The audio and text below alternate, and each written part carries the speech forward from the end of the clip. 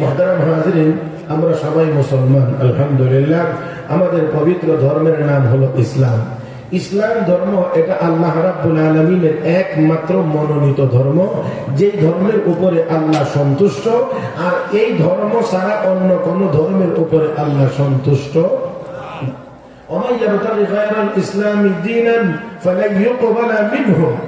ইসলাম ছাড়া অন্য কোন ধর্ম কারো কাছ থেকে কখনোই আল্লাহ রাব্বুল আলামিন গ্রহণ করবেন না।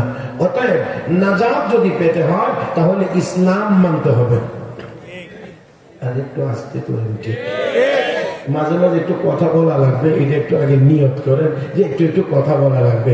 ইসলাম ধর্ম ছাড়া নাজাত পাওয়ার আর কোনো ব্যবস্থা, একমাত্র ইসলাম ধর্মই একমাত্র ধর্ম, যেই ধর্মের ভিতরে প্রত্যেকটা মানুষকে তার জন্ম থেকে মৃত্যু পর্যন্ত কোন জায়গায় কিভাবে চলতে হবে, কোন জায়গায় আল্লাহর কি হুকুম, নবীর তরিকা কি, সব নির্ধারণ করা আছে। নিজের মনে চাইলেই এর ব্যতিক্রম কোনো কিছু করতে পারবে না। সব জায়গায় আল্লাহর হুকুম এবং নবীর তরিকা আছে। মুহতারাম হাজিরিন, এর বাহিরে যাওয়ার আর কোনো সুযোগ নাই, সুযোগ থাকবেও না। ঠিক সেই আলোকেই ইসলাম ধর্মের ভিতরে একমাত্র এই ব্যবস্থা এবং এই বিধান, সম্পদ কোন পথে উপার্জন করবেন আবার কোথায় খরচ করবেন এটাও আপনাকে সুনির্দিষ্ট করে দেওয়া আছে, ব্যতিক্রম করার সুযোগ নাই। হাসরের ময়দানে আবার এই সম্পর্কে মাল উপার্জন করেছ কোন পথে, খরচ করেছ কোন পথে, দুটোটা প্রশ্নের জবাব দিতে হবে। তাহলে উপার্জনের ক্ষেত্রেও আমাদেরকে সতর্ক থাকতে হবে, আবার খরচের ক্ষেত্রেও আমাদেরকে চিনে খরচ করতে হবে। কোথায় খরচ করা যাবে আর কোথায় খরচ করা যাবে না সেটাও আমাদেরকে ঠিক করে নিতে হবে। মুহতারাম হাজিরিন, রাসূল আরবি সাল্লাল্লাহু আলাইহি ওয়াসাল্লাম হাদিস শরীফে ঘোষণা করেছেন, হাসরের ময়দানে 5টি প্রশ্নের জবাব না দেওয়া পর্যন্ত একজন আদম সন্তানও এক কদমও সামনে আগাইতে পারবে না, একটি কদমও আগাইতে পারবে না। এর মধ্যে এই মালের ব্যাপারে 2টা প্রশ্ন আছে। আন মালিহি মিন আইনা ইকতাসাবা, সম্পদ কোন পথে উপার্জন করেছো জবাব দাও। 2 নম্বর প্রশ্ন মালের, ওয়া ফিমা আনফাকা, খরচ করেছো কোথায় জবাব দাও। এই জন্য সুদ ঘুষ সহ চুরি ডাকাতি দুর্নীতির মাধ্যমে যেমন উপার্জন করা যাবে না, আবার মনে যেভাবে চাইবে সেভাবে খরচও করা যাবে না।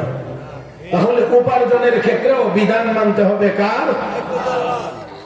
উপার্জনের ক্ষেত্রেও বিধান মানতে হবে কার? আল্লাহ।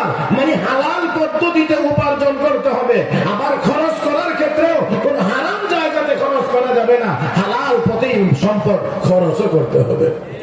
আল্লাহ রাব্বুল আলামিন সেই জন্য যেমন হারামের ক্ষেত্রে জানায় দিয়েছেন, উপার্জনের ক্ষেত্রে সুদের পদ্ধতি গ্রহণ করা যাবে না। হ্যাঁ, এখন এটাই বেশি। জি, সুদের মাধ্যমে আল্লাহ নির্ধারণ করে দিয়েছেন এটা করা যাবে না, এটা হারাম। আল্লাযীনা ইয়াকুলুনা আর-রিবা লা ইয়াকুমুনা ইল্লা কামা ইয়াকুমুল্লাযী ইয়াতাখাব্বাতুহু আশ-শাইতানু মিনাল মাস, যালিকা বিআন্নাহুম ক্বালু ইন্নামাল বায়'ু মিছলুর রিবা ওয়া আহাল্লাল্লাহুল বাই'a ওয়া হারামার রিবা। আল্লাহ বলে সুদ হারাম, ব্যবসা বাণিজ্য হারাম, ব্যবসা বাণিজ্য হারাম। অতএব এই সুদের ভিত্তিতে, ঘুষের ভিত্তিতে, চুরির ভিত্তিতে, দুর্নীতির ভিত্তিতে উপার্জন করা যাবে না, উপার্জন করা যাবে না। আবার ঠিক তেমনি ভাবে কোন হারাম পথে খরচও করা যাবে না। রব্বে করিম আমার তিলাওয়াতকৃত যে আয়াত, এই আয়াতে কারিমার ভিতরে আল্লাহ রাব্বুল আলামিন ঘোষণা করেছেন, ওয়া আতিযাল কুরবা হাক্কা, নিকটতম আত্মীয় স্বজনকে তার হক দিয়ে দাও। ওয়াল মিসকিন, যারা মিসকিন অসহায়, যাদের টাকা পয়সা নাই, তাদেরকে তাদের হক দিয়ে দাও। ওয়াবিনাস সাবিল, মুসাফির যারা অসহায়, রাস্তার মধ্যে পথিক, কোনো কিছু নাই তাদের কাছে, অসহায় অবস্থায় আছে, তাদের হক তোমরা দিয়ে দাও। এখানে আল্লাহ রাব্বুল আলামিন নিকটতম আত্মীয় স্বজনের হক দেওয়ার কথা বলেছেন, নিকটতম আত্মীয় স্বজনের হক, মালি হক আদায় করার নির্দেশ দিয়েছেন। তারপরে রব্বে কারীম বলেন মিসকিন যারা তাদেরটা দিয়ে দেওয়ার কথা আল্লাহ বলেছেন এবং মুসাফির যারা তাদেরকেও দেওয়ার কথা বলেছেন। তার মানে হলো যে আল্লাহ রাব্বুল আলামিন এই মালের যে হক আছে এই হক আদায় কিভাবে করতে হবে, কার কার কাছে দিতে হবে, সেই নির্দেশ এই আয়াতে কারিমার মধ্যে রব্বে কারীম দিয়েছেন। মুহতারাম হাজরিন, কোরআনে কারীমের অন্য আয়াতে আল্লাহ রাব্বুল আলামিন বলেন, আল্লাহ রাব্বুল আলামিনের ঘোষণা হলো ওয়াফি আমওয়ালিহিম হাক্কুল লিসাইলি ওয়াল মাহরুম। তোমাদের সম্পদের ভিতরে আল্লাহ রাব্বুল আলামিন গরিবদের হক রেখেছেন। যারা তোমাদের কাছে চায় তাদের হক আছে, যারা তোমাদের কাছে চায় না তাদের হক আছে। এই জন্য বহু মানুষ আছে অভাবী, যারা চায় না তাদেরও হক আছে, যারা চায় তাদেরও হক আছে। এই হক, এই পাওনা পরিশোধ করতে হবে। আল্লাহ রাব্বুল আলামিন এখানে এই সম্পদ খরচের নির্দেশ দিয়ে সাথে আবার আল্লাহ রাব্বুল আলামিন বলেছেন ওয়ালা তুবাজ্জির তাবযীরা, তোমরা আবার অতিরঞ্জিত করিও না, অপচয় করিও না, অতিরিক্ত খরচ করিও না। মুহতারাম হাজিরিন, খেয়াল করে কথাগুলো শুনতে হবে। বিষয়ের এই জায়গাটা হলো এই জায়গা অপচয় রোধ। অপচয় রোধে পবিত্র কোরআনের ভূমিকা লক্ষ্য করে দেখেন। আল্লাহ রাব্বুল আলামিন এই অপচয়ের কথাটা দুইটা শব্দের মাধ্যমে প্রকাশ করেছেন। এই আয়াতের ভিতরে আল্লাহ বলেছেন ওয়ালা তুবাজ্জির তাবযীরা, তোমরা তাবযীর করিও না, অতিরিক্ত দিও না, অতিরিক্ত খরচ করিও না। মুহতারাম হাজিরিন, অন্য আয়াতে আল্লাহ বলেছেন ইসরাফ করিও না, ওয়ালা তুসরিফু ইন্নাল্লাহা লা ইউহিব্বুল মুসরিফিন, আল্লাহ ইসরাফকারীদেরকে পছন্দ করেন না। মুফাসসিরিন কেরাম লিখেন ইসরাফ আর তাবযীর এক, দুটোটার অর্থই এক। যেখানে খরচ করার জায়গা না সেই জায়গায় খরচ করা, অতিরিক্ত খরচ করা, এর নাম ইসরাফ এবং তাবযীর। আবার মুফাসসিরিন কেরামের মধ্যে আরেকটি মত হলো ইসরাফ হলো খরচের জায়গাটা হালাল, খরচের জায়গাটা হালাল। যেমন জামা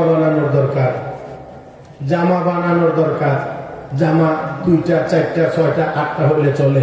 এখন যদি কেউ 30টা 40টা 50টা 100টা বানায় তাহলে এটা হবে ইসরাফের অন্তর্ভুক্ত। আর তাবযীর হলো গুনাহের ক্ষেত্রে টাকা পয়সা খরচ করা, গুনাহের ক্ষেত্রে। ইমাম তাফসীর ইমাম মুজাহিদ রাহমাতুল্লাহি আলাইহি তিনি বলেছেন গুনাহের কাজে যদি 1 পয়সাও খরচ হয় এটা তাবযীরের অন্তর্ভুক্ত। আর হক কাজে, সওয়াবের কাজে, নেক কাজে যদি 1000 টাকা, লাখ টাকা, কোটি টাকাও যদি কেউ খরচ করে তাহলে এটা কখনোই ইসরাফ বা তাবযীরের অন্তর্ভুক্ত হবে না। কিন্তু গুনাহের কাজে যদি 1 টাকাও খরচ হয় তাহলে সেই 1 টাকাই তাবযীরের অন্তর্ভুক্ত হবে। মুহতারাম হাজিরিন, একটু ভালো করে খেয়াল করতে হবে, গুনাহের কাজে সামান্য পরিমাণও খরচ করা যাবে না। আল্লাহ রাব্বুল আলামিন বলেন ওয়ালা তুবাজ্জির তাবযীরা, তার মানে হলো গুনাহের কাজে কখনোই তোমরা কোনো টাকা পয়সা খরচ করবে না। হে মুসলমান, লক্ষ্য করার বিষয় হলো আল্লাহ রাব্বুল আলামিন অন্য আয়াতে ঘোষণা করেছেন তাআওয়ানু আলাল বিররি ওয়াত তাকওয়া ওয়া লা তাআওয়ানু আলাল ইসমি ওয়াল উদওয়ান, একে অপরকে তোমরা নেক কাজে সাহায্য করো, গুনাহের কাজে সাহায্য করিও না। অতএব আসুন ওয়াজ তাফসীর মাহফিলে 1000 টাকা দিলেও ওটা ইসরাফ হবে না, তাবযীর হবে না। ও মুসলমান, কিন্তু গানের অনুষ্ঠানে যদি 1 টাকাও কেউ দান করে এটার জন্য আল্লাহর আদালতে জবাবদিহি করতে হবে, প্রশ্নের সম্মুখীন হওয়া লাগবে। আমার ভাইরা, আল্লাহ রাব্বুল আলামিন যদি জিজ্ঞেস করেন, আল্লাহ যদি জিজ্ঞেস করেন বান্দারে এই গুনাহের কাজে 1 টাকা 5 টাকা 10 টাকা কেন খরচ করেছিলে, জবাব দে। জবাব দিয়ে যাওয়ার মতো ক্ষমতা দুনিয়ার কাহারও হবে না। আর একটু জোরে গান, দুনিয়ার কাহারও হবে না।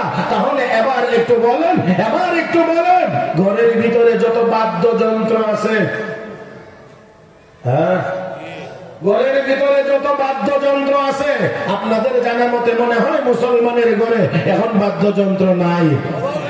হ্যাঁ, নাই না, অভাব নাই। মুসলমানের ঘরে এখন উন্নত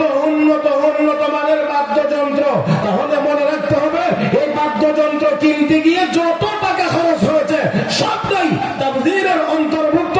আর মুফাসসিরিন কিরাম লেখেন ইসরাফের তুলনায় তাবযীর ভয়াবহ। এই কারণে রব্বে কারীম পরের আয়াতে বলেছেন ইন্নাল মুবাযযিরিনা কানু ইখওয়ানা শায়াতিন, যারা গুনাহের কাজে টাকা পয়সা খরচ করে, গুনাহের কাজে যারা টাকা পয়সা খরচ করে তারা শয়তানের ভাই। আরো আসতে বললেন মহতারাম হাজরিন, একটু বলিষ্ঠ আওয়াজে বলতে হবে, এই বাংলাদেশ 94% মুসলমানের দেশ, 94% মানুষ মুসলমান।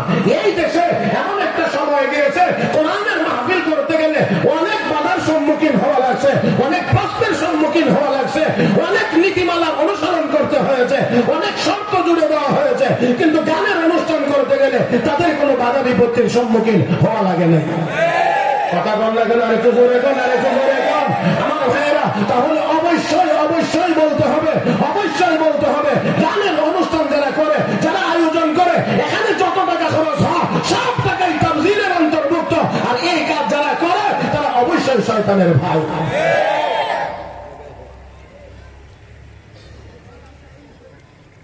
জানি না আপনারা আমার কথা বুঝছেন কিনা, হ্যাঁ? কিন্তু তারপরে দেখবেন বিশাল আয়োজন হয় গানের অনুষ্ঠানের, তবে সময় এসেছে আমার মনে হয় আল্লাহ রাব্বুল আলামিন আমাদেরকে দেখিয়ে দিয়েছেন কোরআনের এই মাহফিল, কোরআনের এই মাদ্রাসা, কোরআনের এই শিক্ষা, কোরআনের এই তেলাওয়াত, কোরআনের এই তাফসীর ছিল, আছে, থাকবে। কোরআনের পথে যারা বাধা হয়ে দাঁড়ায়, আমার মনে হয় আল্লাহ তাদেরকে পৃথিবীতে সম্মান নিয়ে থাকতে দেয় না, দিচ্ছে না এবং দিবেন না।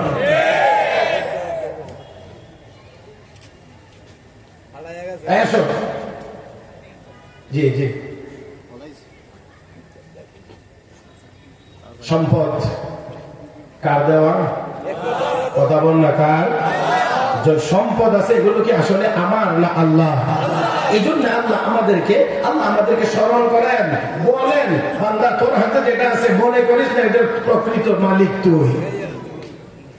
আল্লাহ রাব্বুল আলামিন বলেন আলিফ লাম মিম যালিকাল কিতাবু লা রাইবা ফীহি হুদাল للمتقين الذين يؤمنون بالغيب ويقيمون الصلاة ومما رزقناهم ينفقون। আল্লাহ রাব্বুল আলামিন বলেন মুত্তাকি তারা যাদের কিছু গুণাবলী আছে, এর মধ্যে একটা গুণ হলো ওয়ামিম্মা রাযাকনাহুম ইউনফিকুন, আমার দেওয়া রিজিক থেকে তারা আমার রাস্তায় খরচ করে। আল্লাহ রাব্বুল আলামিন স্মরণ করিয়ে দিয়ে বলেন বান্দা তোর কাছে যা আছে মনে করবে না এটা তোর, আমি আল্লাহ দিয়েছি কিছু সময়ের জন্য, কিছু সময়ের জন্য এখান থেকে তুই আমার নির্দেশ মোতাবেক আমার মনোনীত পথে খরচ কর। আল্লাহ রাব্বুল আলামিন অন্য আয়াতে আরো বলেন ওয়ানফিকু মিম্মা রাযাকনাকুম মিন ক্বাবলি আন ইয়াতিয়া আহাদাকুমুল মাউত, মউত আসার আগে আগে আমার দেওয়া রিজিক থেকে আমার রাস্তায় খরচ করো। সেই জন্য আমি আবারও আপনাদের কাছ থেকে একটু আওয়াজ করে উত্তর চাইবো, আমার আপনার কাছে যা যা আছে সবগুলোর মালিক কে? মালিক যিনি, তার অনুমতি সাপেক্ষেই খরচ করতে হবে, তার নির্দেশিত পথেই খরচ করতে হবে। আজকে আমাদের যেমন আমদানি ঠিক নাই, তেমন আমাদের রফতানিও ঠিক নাই। না থাকার কারণে বহু অশান্তি, বহু অশান্তি, বহু অশান্তি। মুহতারাম হাজরিন, তাই আসুন আমদানির ক্ষেত্রে সুদ, ঘুষ, ডাকাতি কোনো কিছুর আশ্রয় নেওয়া যাবে না। মাপে বেশি আনা যাবে না, কম দেওয়া যাবে না। আবার ঠিক তেমনি হবে খরচ করার ক্ষেত্রেও গান বাজনা সহ কোন রকমের কোন ধরনের হারাম কাজে কোনো টাকা পয়সা খরচ করা যাবে। আল্লাহ আমাদেরকে বাঁচার তৌফিক দান করুন, সবাই বলি আমিন, আরো জোরে বলি আমিন। তাহলে যারা মুবাজ্জিরিন যারা আছে, যারা গুনাহের কাজে টাকা পয়সা খরচ করে, গুনাহের কাজে টাকা ব্যয় করে, তারা আল্লাহর বন্ধু না শয়তানের ভাই? তারা আল্লাহর বন্ধু না শয়তানের ভাই? তাহলে শয়তানের ভাই। এবার একটু যদি হিসাব করেন তাহলে দেখেন আমরা অনেক গর্ব করে বলি, অনেক গর্ব করে বলি যে আমরা ধর্মপ্রাণ মানুষ, বাংলাদেশের মুসলমান আমরা খুব ধার্মিক, আমরা ধর্মপ্রাণ, কিন্তু একটু ভালোভাবে বিতর্কগতভাবে যদি একটু খোঁজ নিয়ে দেখেন, একটু যদি পর্যালোচনা করা হয়, তাহলে দেখা যাবে আমরা কতজন শয়তানের ভাই হয়ে বসে আছি, কতজন শয়তানের ভাই হয়ে বসে আছি। এই জন্যে আল্লাহ রাব্বুল আলামিন আমাদেরকে নীতিমালা দিয়েছেন। দেখেন আল্লামা মুফতি শফি রহমাতুল্লাহি আলাইহি তাফসীরে মাআরিফুল কোরআনের ভিতরে লিখেছেন, দুইটা জিনিসকে পৃথিবীর স্তম্ভ বলা হয়। এক নাম্বার টাকা পয়সা, মাল ধন দৌলত, আর একটা হলো মহিলা বা নারী। এই দুইটা জিনিস পৃথিবীর স্তম্ভ। আবার যদি লক্ষ্য করা হয় তাহলে দেখা যায় যে যত অপরাধ সংগঠিত হয়, যত অন্যায় সংগঠিত হয়, সকল অন্যায় এই দুই জিনিসের কারণেই সংগঠিত হয়। ঘুরা ফিরাইয়া এই দুই জিনিসের কারণেই বড় সংগঠিত হয়। এই কারণে আল্লাহ রাব্বুল আলামিন এই দুই জিনিসের আমদানি এবং রফতানি দুটোর ব্যাপারেই আল্লাহ রাব্বুল আলামিন নীতিমালা দিয়েছেন। বিশ্ব নবী রাহমাতুল লিল আলামিন হাদিস শরীফে ঘোষণা করেছেন, আদ-দুনিয়া উলওয়াতুন খাদিরান وإن الله مستخلفكم فيها فينظر كيف تعملون فاتقوا الدنيا واتقوا النساء فإن أول فتنة بني إسرائيل كانت في النساء। আল্লাহ নবী বলেন, উম্মত, দুনিয়াটা বড় সবুজ শ্যামল, বড় সুমিষ্ট, মন চায়, আকর্ষণ হয়, মনকে ওই দিকে ধাবিত করে, ওই দিকে যে মন দৌড় দিতে চায়। আমার ভাইয়া, আল্লাহ নবী বলেন, আর এমনই দুনিয়াতে ওয়াইন্নাল্লাহা মুস্তাখলিফুকুম ফিহা, আল্লাহ রাব্বুল আলামিন তোমাদেরকে এই পৃথিবীতে প্রেরণ করে পরীক্ষা করতে চান, তোমরা কি আমল করো, কি করো। অতএব আমার নবী বলেন, ফাত্তাকুদ দুনিয়া, তোমরা দুনিয়াকে ভয় করো, দুনিয়ার ব্যাপারে সাবধানতা অবলম্বন করো। ও মুসলমান, দুনিয়ার পিছনে পড়ে আল্লাহর বহু বান্দা, দুনিয়াতে বহু মানুষ অপদস্থ হয়েছে, লাঞ্ছিত হয়েছে, অপমানিত হয়েছে, জাহান্নামী হয়ে দুনিয়া থেকে বিদায় গ্রহণ করেছে। আমার বন্ধুরা, এই জন্য আল্লাহ রাব্বুল আলামিন যেমন দুনিয়ার মুজাম্মাত, দুনিয়ার খারাপির কথা বর্ণনা করেছেন, দুনিয়াকে সামান্য বলেছেন, দুনিয়াকে কম দামি বলেছেন। বাল তুযিরুনাল হায়াতাদ দুনিয়া ওয়াল আখিরাতু খায়রুন ওয়া আবকা। দুনিয়া হলো কম দামি, আখিরাত হলো বেশি দামি। রব্বে কারীম বলেছেন দুনিয়া কম দামি, আখিরাত বেশি দামি। আমার নবী বলেছেন দুনিয়া মরা জানোয়ারের মতো অনেক অনেক কম দামি। ও মুসলমান, এই জন্য যাতে করে দুনিয়ার প্রতি মহব্বত কম হয়। আবার আল্লাহ নবী বলেছেন, আমার উম্মত বেশি বেশি করে কবর জিয়ারতে যাও, কবর জিয়ারতে যাও। এই জন্য কবর জিয়ারতে গেলে মরণের কথা স্মরণ হবে, দুনিয়ার মহব্বত তোমার কম হবে। দুনিয়ার প্রতি যত বেশি মহব্বত বাড়বে, ওই লোকের দ্বারা তত বেশি অন্যায়, অপরাধ, গুনাহের কাজ হইতে থাকবে। যত বেশি মহব্বত হবে, তত বেশি অন্যায় অপরাধ হইতে থাকবে। এখানে মনে রাখতে হবে, টাকা পয়সা এমন এক জিনিসের নাম, এটা যখন হাতে বেশি পরিমাণে থাকে, এই টাকার কারণেও অনেক অনেক গুনাহের কাজ এবং অন্যায় কাজ হয়। আজকে যদি আমরা দেখি, আমাদের সমাজের অনেক মারাত্মক ব্যাধি আছে, অনেক অন্যায় অপরাধ গুনাহের কাজ আছে, যেই গুনাহের কাজগুলো গরিবের ছেলেমেয়েদের চাইতে ধনীর ছেলেমেয়েদের দ্বারা বেশি হয়ে থাকে। সেজন্য আল্লাহ রাব্বুল আলামিন বলেন, কুলু ওয়াশরাবু ওয়া লা তুসরিফু। পানাহার হালাল, কিন্তু অতিরঞ্জিত করা, অতিরিক্ত করা, এটা আবার আল্লাহর কাছে পছন্দনীয় না। আল্লাহ ইসরাফের ব্যাপারে বলেছেন, ইন্নাল্লাহা লা ইউহিব্বুল মুসরিফিন। আল্লাহ মুসরিফিনদেরকে মহব্বত করেন না, ভালোবাসেন না, পছন্দ করেন না। আর তাবযীরের ব্যাপারে, মুবাযযিরিনদের ব্যাপারে আল্লাহ রাব্বুল আলামিন বলেছেন, এরা হলো শয়তানের ভাই। তার মানে পানাহার হালাল, এখানেও একটা সীমা রেখা থাকা উচিত। এই জন্য সাহাবায়ে কেরাম রিদওয়ানুল্লাহি তাআলা আলাইহিম আজমাইনদের মধ্যে কোনো কোন সাহাবী তো এমন ছিলেন এক তরকারির বেশি দিয়ে খাওয়া দাওয়াই করতেন না, এর চেয়ে বেশি যদি কেউ কাউকে দেখতেন তাহলে রাগ করতেন, এমন ব্যক্তিও ছিলেন। হযরত আবু যর গিফারী রাদিয়াল্লাহু তাআলা যদি দেখতেন যে কেউ বেশি খাবার খাইতে আছে, একাধিক তরকারি দিয়ে খাইতে আছে কোনো কিছু, হযরত আবু যর গিফারী রাগ করতেন। এমন অবস্থা ছিল হযরত আবু যর গিফারী। মুহতারাম হাজিরিন, আল্লাহ পাক আমাদের সবাইকে দুনিয়ার ব্যাপারে খুব বেশি সচেতন হওয়ার তৌফিক দান করুন। খরচের ক্ষেত্রে আল্লাহ বলছেন পানাহার করো, কিন্তু কি করো না, ইসরাফ করো না। আবার বলছেন এই আয়াতের মধ্যে তাবযির করো না, কারণ মুবাযজিরিনরা শয়তানের ভাই। তাহলে আমরা কেউ শয়তানের ভাই হব না। মুহতারাম হাজিরিন, আল্লাহ রাব্বুল আলামিন তাই আয়াতের ভিতরে রব্বে কারীম বলেন তোমরা তোমাদের হক আদায় করো, নিকটতম আত্মীয় স্বজনদের হক দাও, মিসকিনের হক দাও, এবং যারা মুসাফির আছে তাদের হক দাও। আমি আগেই বলেছিলাম যে আল্লাহ রাব্বুল আলামিন বলেছেন যে যারা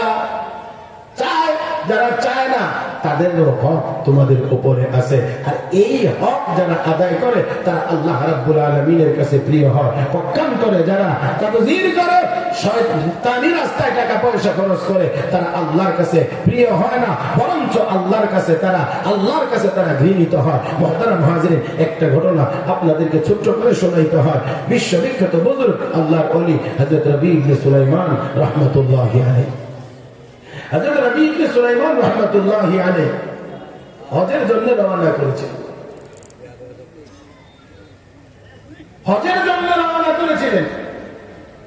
আস্তে আস্তে কুফাতে আইসা রাত্রি যাপন করবেন বলে সিদ্ধান্ত নিয়েছেন।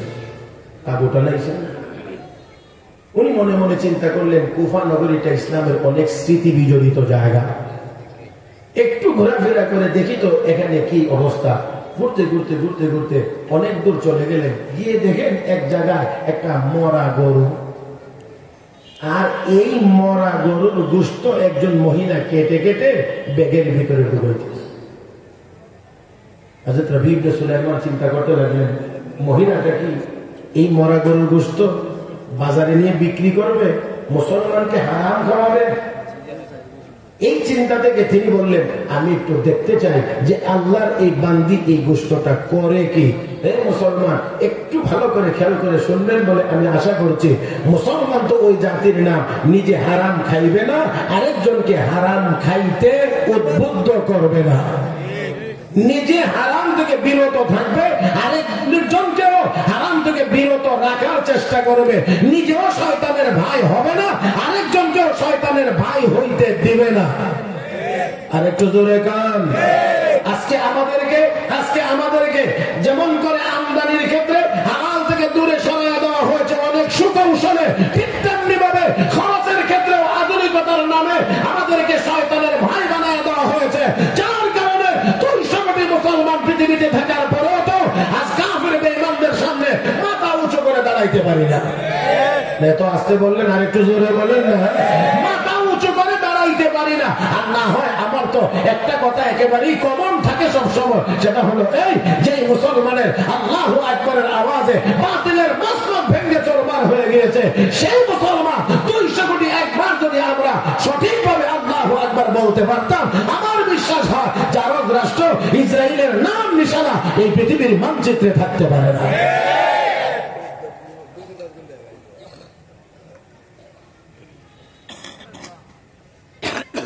আমদানির ক্ষেত্রে যেমন করে আলেম ওলামারা কিছু বললে কিছু লোক আছে আবার উল্টা তো মৌলবীরা আমরা পিছনে নিয়ে যেতে চাই। আমরা অনেক উন্নতি করতে চাই কিন্তু তাদের জন্য পারি না। আমরা উন্নতি করতে চাই, কিসের উন্নতি? টাকা বেশি পরিমাণ হওয়ার উন্নতি। বেশি পরিমাণে টাকা হইলে এটাকে উন্নত বলা হয়। মুহতারাম হাজিরিন, আমি জানি না বেশি টাকা হইলে বেশি খাইতে পারলে এটা উন্নত হয় কেমন করে। আমি মনে করি চরিত্র যদি ভালো হয়, আমল যদি ভালো হয়, আখলাক যদি ভালো হয়, তাহলে ওই লোকটা উন্নত হতে পারে। কিন্তু অবশ্যই না, শুধু সম্পদ বেশি হলে তাকে উন্নত বলা যায় না। চোরের হাতে তো অনেক টাকা আছে, ডাকাতের কাছে অনেক টাকা আছে, দুর্নীতি করে যারা বস্তার বস্তা টাকা কামাই করছে তাদের কাছে তো অনেক টাকা আছে। যদি তাই হয়, টাকা বেশি হলে যদি উন্নত হয়, আর এটাই যদি উন্নতি হয়, তাহলে চোর ডাকাতের বিচার করবেন কেমনে? তারাও তো উন্নতির জন্য এই কাম করছে। কথা বুঝেন নাই? আমাদের দেশে এক বেচারা তো বলে মরেই গেছে গা। এ বেচারা বলছিল মানে ঘুষ না, ঘুষের নাম বলে স্পিড মানি। স্পিড মানি এটা দিলে কাজের গতি বাড়ে, এটা কাজের গতি বাড়ে। আল্লাহ কয় হারাম পথে টাকা খরচ করলে এটা শয়তানের ভাই। আর উনি বলে কি এটা হলো স্পিড মানি, কাজের গতি বাড়ায়। আর একজনে তো ঘুষ খায়েন, তবে পরিমাণে কম করে খায়। কি সুন্দর উপদেশ আমাদেরকে দেওয়া হয়। আচ্ছা, আমি আপনাদেরকে জিজ্ঞেস করি, পেশাব যে করে, পেশাবের কোন ফোঁটাটা পাক? মনে হয় সবাই বুঝছেন না। অস্রামের কোন ফোঁটা পাক? সবটাই না পাক। তাহলে ঘুষ যদি অবৈধ হয়, ঘুষ যদি হারাম হয়, তাহলে কিছু খায়েন, এর মানিটা কি? তাহলে প্রস্রাবের যেমন সবটাই না পাক, ঘুষেরও সবটাই না পাক। কথা কন না কেন? সুদের সবটাই না পাক। এখানে কিছু পরিমাণে খাওয়ার উপদেশ দেওয়া, এটা হলো শয়তানের ভাই বানানো ছাড়া আর কিছুই হতে পারে না। হযরত রবি ইবনে সুলাইমান রাহমাতুল্লাহি আলাইহি চিন্তা করতে লাগলেন, কি করে আল্লাহর বান্দী? অনুসরণ করতে লাগলেন দূর থেকে অনুসরণ করতে লাগলেন। অনুসরণ করতে করতে দেখলেন যে মহিলাটি এক বাড়িতে গিয়ে প্রবেশ করেছে। বাড়িতে প্রবেশ করলে তার আওয়াজ পেয়ে ভিতর থেকে ছোট ছোট আরো কয়েকজন মেয়ে ঘর থেকে বেরিয়ে এসেছে। তাদের হাতে এই ব্যাগটা ওঠাইয়া দিয়ে বলতেছেন, মায়েরা, যা কিছু আল্লাহর পক্ষ থেকে পেয়েছো খেয়ে শুকরিয়া আদায় করো। হযরত রবি ইবনে সুলাইমান বলেন, আমি বুঝতে পারলাম যে তারা মুসলমান। আমি পিছন দিক থেকে আস্তে করে আওয়াজ দিয়ে বললাম, মুসলমানদের জন্য তো মরা গরুর গোশত খাওয়া হারাম। মহিলা সামান্য একটু মাথাটা এদিক করে, সামান্য শুধু একটু দৃষ্টি আকর্ষণ, যে আমি কথাটা তোমাকে বলছি, তোমার কথার উত্তর দিচ্ছি। বলছেন, কে তুমি? আমি একজন মুসাফির। ও মুসাফির, শোনো, মরা গরুর গোশত খাওয়া হারাম, এটা আমাদেরও জানা আছে। তবে খাচ্ছেন যে? জান বাঁচানোর যদি বিকল্প কোনো খাবার না থাকে, তাহলে যতটুকু খাইলে জান বাঁচে ততটুকু খাওয়ার যে অনুমতি আছে, সেই অনুমতির ভিত্তিতেই আমরা খাচ্ছি। যদি আপনারা বুঝে থাকেন তাহলে বলেন, এই পরিবারটা খুব বেশি টাকা পয়সার মালিক এই মুহূর্তে?